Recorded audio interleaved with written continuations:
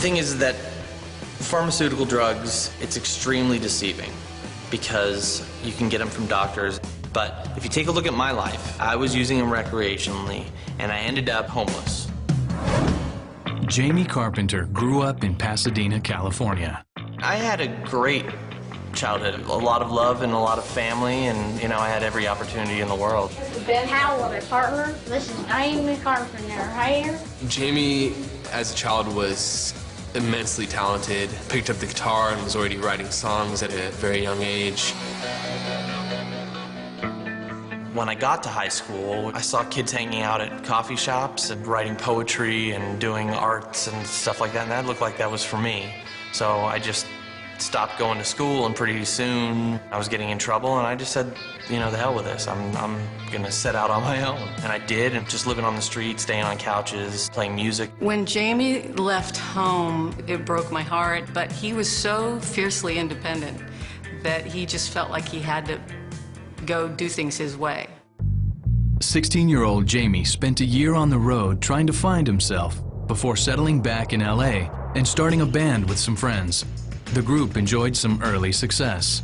We made it onto that 70s show. We were the prom band on that, and we got to go on Third Rock from the Sun. But we also liked to party a lot. There's a lot of marijuana smoking, a lot of psychedelic taking, a lot of, you know, stuff that we just thought was normal for kids our age. After a while, nothing really happened with the band, and we just sort of split ways. I was trying to not work as much as possible and just be high and write music. During the lull, Jaymee got his first taste of pharmaceuticals after a dentist prescribed Vicodin.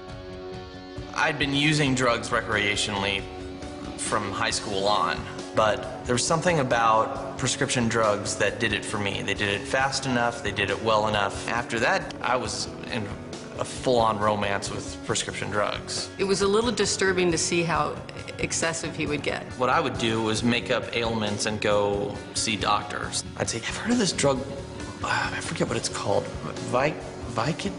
They're like, Vicodin? I'm like, yeah. And boom, it was on.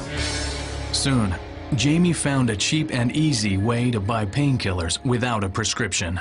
I got a job at a pharmacy working in the ice cream area. I struck up a relationship with one of the guys who worked at the pharmacy part, and I had asked for some Vicodin, and he gave me 50. They were gone within a week, and then the next time I was thinking, you know, maybe I could get a little more, and so the guy brought me like a pharmaceutical jug that these Vicodin come in at 500. So I started selling them. When Jaymee discovered his unlimited connection to prescription drugs, everything seemed to kind of spiral out of control.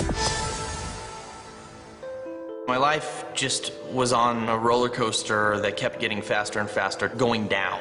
I was taking 20 double-strength Vicodin a day, Dexedrine to stay up, and methadone as well. But it was never enough. What ends up happening is the brain actually can play tricks on you. It likes what it's getting. It likes the Vicodin, especially if you're developing tolerance. It's just going, hey, give me more. That was good, give me more, to get that same desired effect. This thing was extremely progressive, to the point of where I was taking tons of Vicodin, tons of methadone, tons of prescription speed, just to wake up in the morning, feel all right, and be able to face a day. It was an insatiable hunger, and I was feeling very little connection to the person that I'd become, but not being able to stop.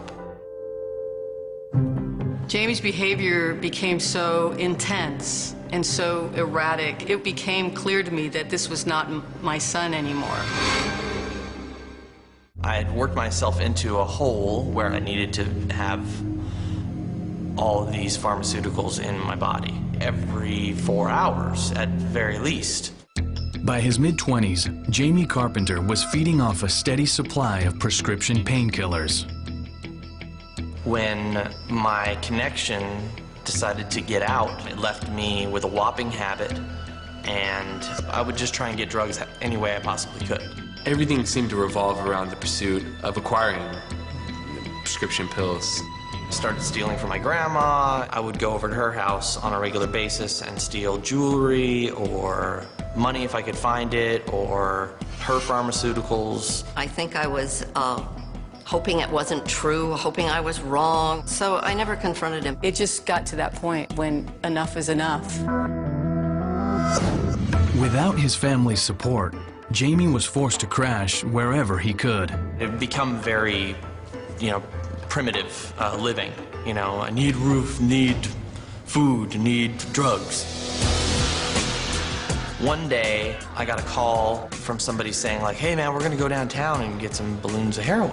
And I knew that the Vicodin buzz that I was trying to get was synthetic opiate, and that heroin was the real deal. I went downtown and they showed me how to score, and it was a lot easier than I thought.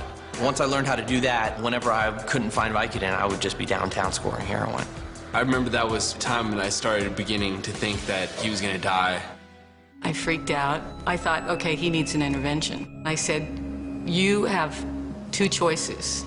You can either go to jail or you can go and get help. He broke down. He was, absolutely in tears. I just sort of surrendered in that moment, had a tiny surrender. Jaymee completed a 5-day detox program, but he wasn't ready to quit.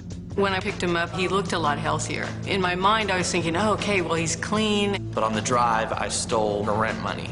I reached into her wallet and pulled it out, and she saw the money was gone. She asked me, with tears in her eyes, to give it back.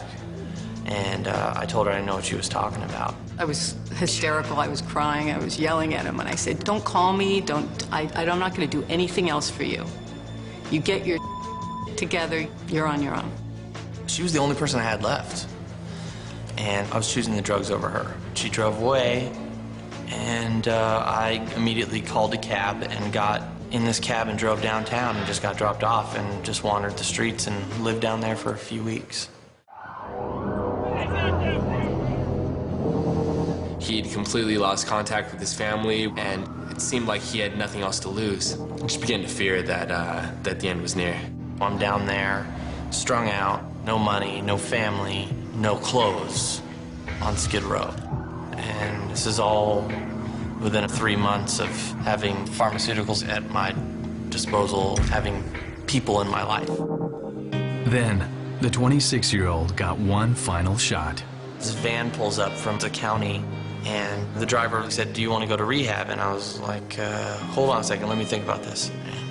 I'm sitting there in my boxers on Skid Row with nothing, and I'm actually weighing my options, That's how sick I was. And I just said, yeah. And I've been sober since.